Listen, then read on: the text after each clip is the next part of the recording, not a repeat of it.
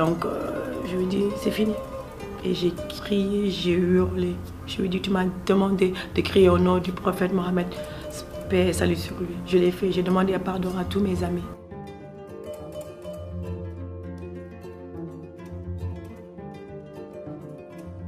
Il y a une malédiction sur toute l'humanité. Un proverbe africain dit « Tout le monde ne sera pas riche, mais une chose que tout le monde partage, c'est la mort. » Nous pouvons voir que la malédiction de la mort est venue sur toute l'humanité. Mais cette malédiction, comment a-t-elle commencé? Nous savons qu'au commencement, Dieu créa tout et tout était bon. Il n'existait aucune corruption, aucun péché, aucune maladie, aucune mort. Il créa Adam et Ève et il parlait avec eux au paradis. Mais Dieu leur dit, je vous permets de manger de tout fruit du jardin, mais je vous interdis de manger de l'arbre de la connaissance du bien et du mal. Si vous en mangez, vous mourrez certainement. Adam et Ève désobéirent à Dieu et mangèrent le fruit interdit. Résultat, l'humanité a porté la malédiction de la mort sur elle-même à cause de leur péché. Le péché, c'est la faute de ne pas faire ce que Dieu désire, et cela produit la mort. Et cette mort est aussi spirituelle que physique.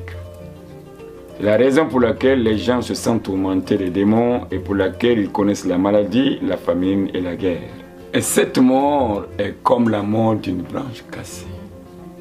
D'un arbre, la branche a l'air vivante, mais en réalité, elle est en train de mourir. Par le biais d'Adam et Ève, le péché est entré dans le monde et la mort est venue par le biais du péché. L'humanité continue à pécher, donc la malédiction de la mort continue toujours.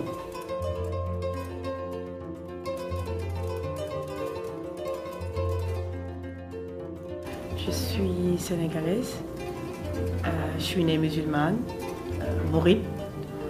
Il m'a conseillé de repartir en Afrique pour en fait essayer de trouver la guérison par rapport à la médecine traditionnelle. Dépenser des millions de francs CFA, beaucoup plus pour être beaucoup plus sûr, peut-être 50-60 millions, tout ce que j'avais épargné. J'ai beaucoup de recherches par rapport à ce qui m'est arrivé. Je savais que c'était le cancer du sang qui allait se manifester. De peur, d'oppression et j'étais constamment énervée. Et aussi des violences que j'ai vues autour de moi faisaient de moi quelqu'un vraiment de nerveux, ne comprenait pas qu'est-ce que vraiment la vie me réserve pour demain. Donc vraiment c'était vraiment difficile. Continuer comme ça jusqu'à l'âge de 20 ans, que Dieu n'a qu'à prendre ma vie. Je ne voulais pas plus vivre.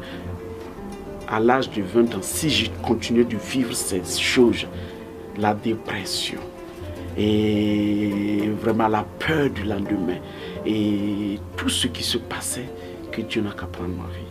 Ma vie était pleine de haine. J'étais énervé à chaque fois que chacun s'approchait de moi, quelqu'un venait vers moi et je disais même à un certain moment, est-ce que c'est pas mieux que je mette fin à ma vie parce que je n'ai pas demandé à venir dans ce monde. J'avais peur en réalité du lendemain.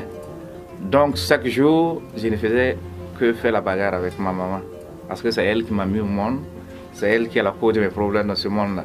Donc je cherchais donc à mettre fin à ma vie. Mais les gens sont incapables de se débarrasser de cette malédiction d'eux-mêmes. Dieu est miséricordieux et gracieux. Donc il a fourni un moyen spécifique pour renverser cette malédiction. Et je vous rappelle que Adam vint dans le monde, son père humain, et il a vécu une vie parfaite jusqu'à ce qu'il ait choisi de désobéir.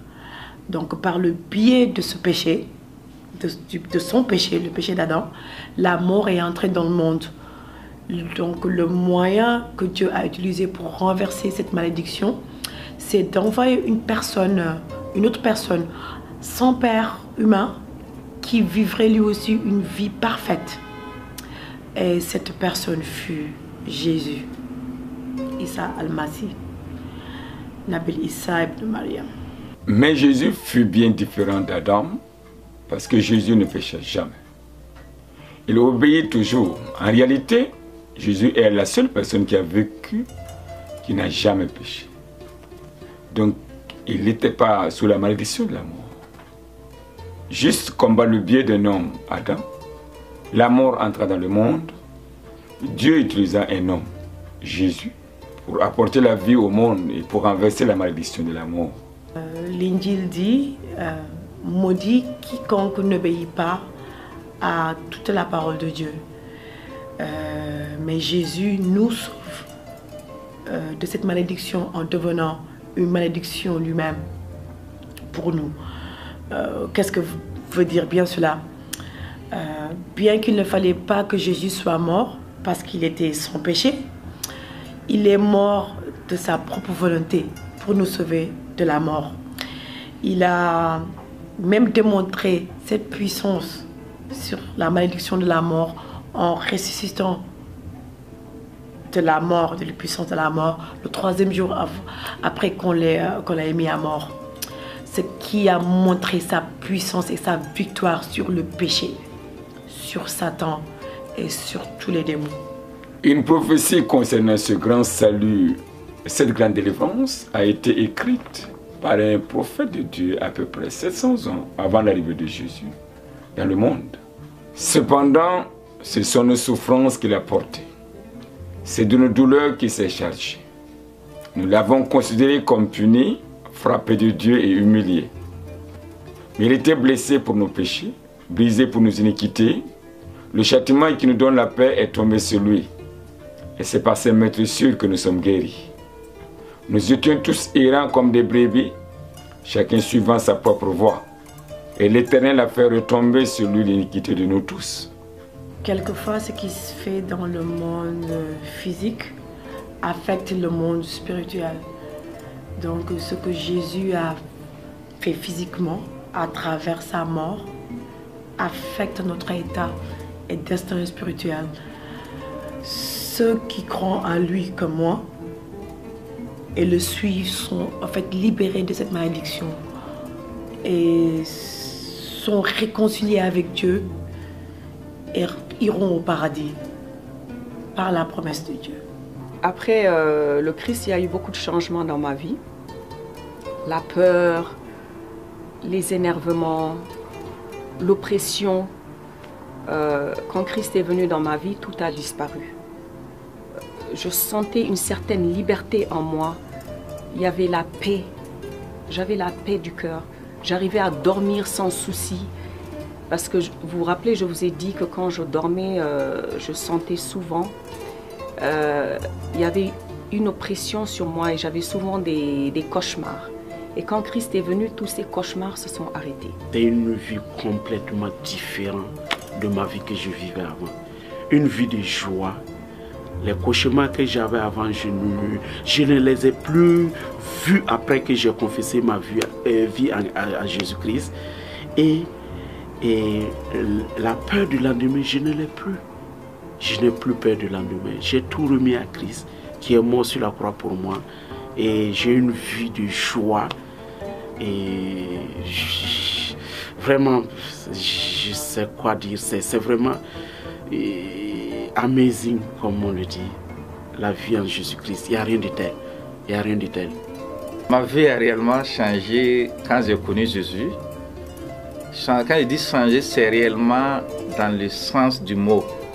Parce que ce que je vivais avant, la peur, le stress, tout a fini. J'étais content chaque jour. Réelle vie.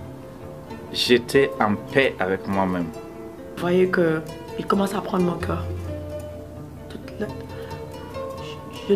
J'arrivais plus à rien faire quoi que ce soit. Plus rien ne m'intéressait. Il n'y avait que lui.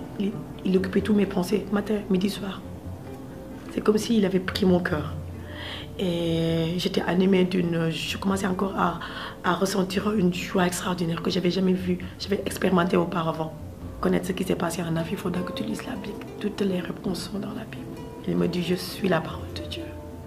Je suis la parole de Dieu, donc que vous, musulmans, vous dites le kun fayakun.